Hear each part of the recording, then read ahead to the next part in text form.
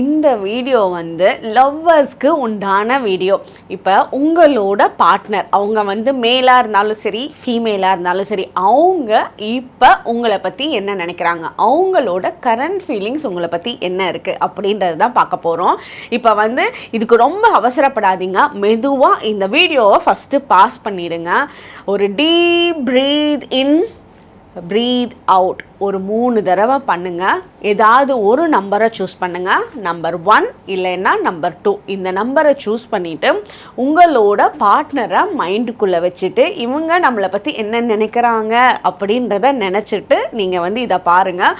உங்களுக்கு நல்லா ரெசனேட் ஆச்சுன்னா உங்களோட பார்ட்னருக்கும் அதை ஷேர் பண்ணுங்கள், அவங்களும் ரொம்ப ஹாப்பியாக இருப்பாங்க. ஓகே, இப்போ நம்பர் 1 நினச்சவங்களுக்கு என்ன மெசேஜ்னு பார்ப்போம். நம்பர் 1 நினச்சவங்களோட பார்ட்னர் வந்து உங்களை ரொம்ப டீப்பாக லவ் பண்ணுறாங்க. அது ஒரு சீக்ரெட் லவ்வாக வச்சுருக்காங்க. அவங்களுக்கு வந்து அதை எக்ஸ்ப்ரெஸ் பண்ண தெரியல. நிறைய எக்ஸ்ப்ரெஸ் பண்ணணும்னு தாட்ஸ் தான் இருக்கே தவிர அதை வந்து நிறைய அது சொல்லணும் இது சொல்லணும், உங்ககிட்ட வந்து இது வாங்கி கொடுக்கணும் அது வாங்கி கொடுக்கணும் அப்படின்னு தாட்ஸு, நீங்கள் பேசாதப்போ உங்களை பற்றி நினச்சிட்டே இருக்கிறது, இதெல்லாம் இருக்குது.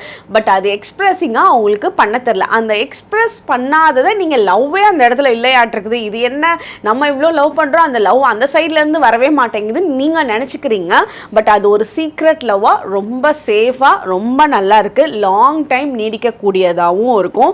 அவங்களுக்கு எக்ஸ்ப்ரெஸ் பண்ண தெரியலை அப்படிங்கிறத வந்து நீங்கள் திருப்பி அவங்கள குத்தி காட்டி அவங்கள வந்து ரொம்ப ஹர்ட் பண்ணிட வேண்டாம். அதை அண்டர்ஸ்டாண்ட் பண்ணிட்டு நீங்கள் வந்து அவங்களுக்கு ஏற்ற மாதிரி அவங்க லவ் லாங்குவேஜ்க்கு நீங்கள் அப்படியே வளைஞ்சு கொடுங்க, எல்லாமே பர்ஃபெக்டாக இருக்கும்.